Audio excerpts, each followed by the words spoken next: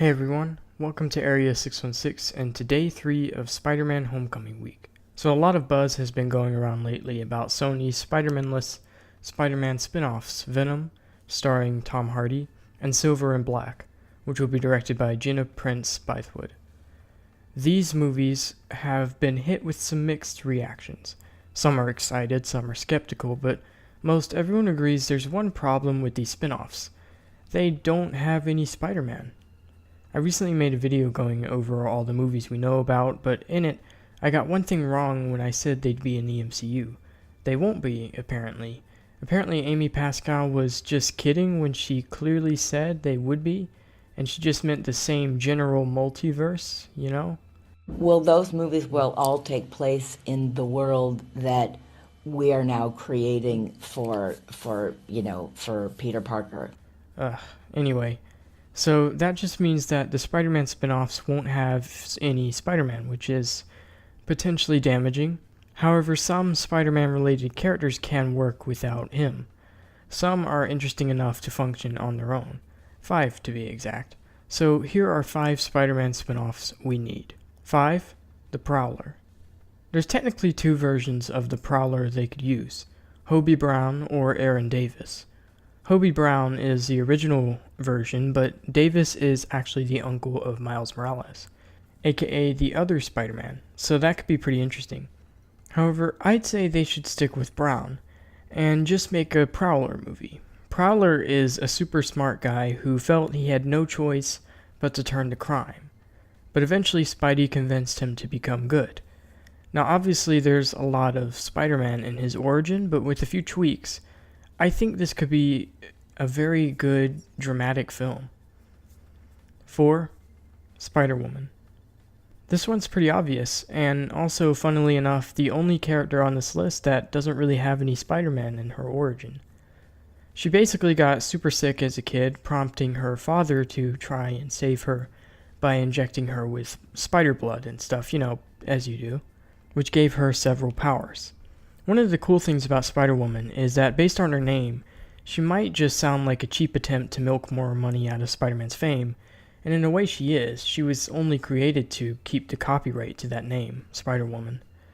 But in reality, she's actually a really cool, really interesting character all on her own.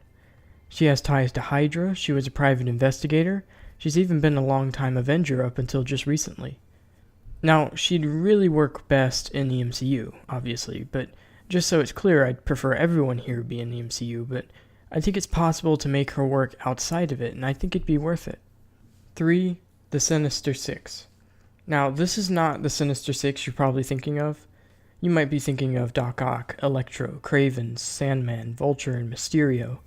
Well, they're all cool, but I'm much more interested in the adventures of Boomerang, Beetle, Speed Demon, the Shocker, and Overdrive.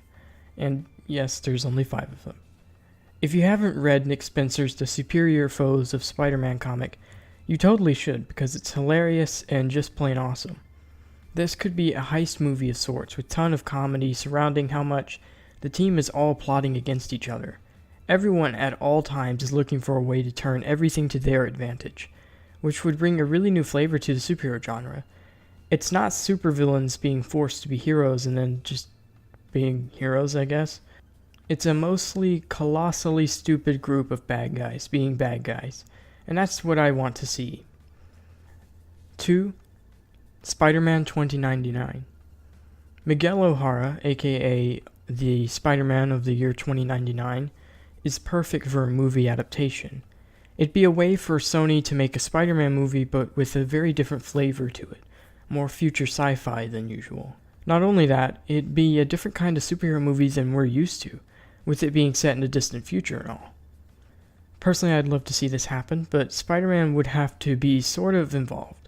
He wouldn't be in it, but the reason Miguel chooses the Spider-Man name is because Peter Parker is such a legend, so he'd have to be there in name only. And 1. SpiderGwen. Like the last one, this is a spider person from an alternate reality, but this one's pretty different. Remember how in The Amazing Spider-Man 2, Gwen fell to her death at the end? Well, in Spider-Gwen's universe, it was her who got bitten by a radioactive spider, and it was Peter who ended up dying. albeit in very different circumstances, but you get the point. So wouldn't it be cool to get a Spider-Gwen movie set in an alternate version of the Amazing Spider-Man universe, starring Emma Stone, where all the roles were reversed? It'd be a very different flavor of movie, but I think it'd be super cool to see. But there you have it. Those were 5 Spider-Man spin-offs we need. What do you guys think? Do you agree with my list, or are there any others you'd like to see? Let me know all your thoughts and theories in the comments below. Thanks for watching, and I'll see you all next time. It's time for me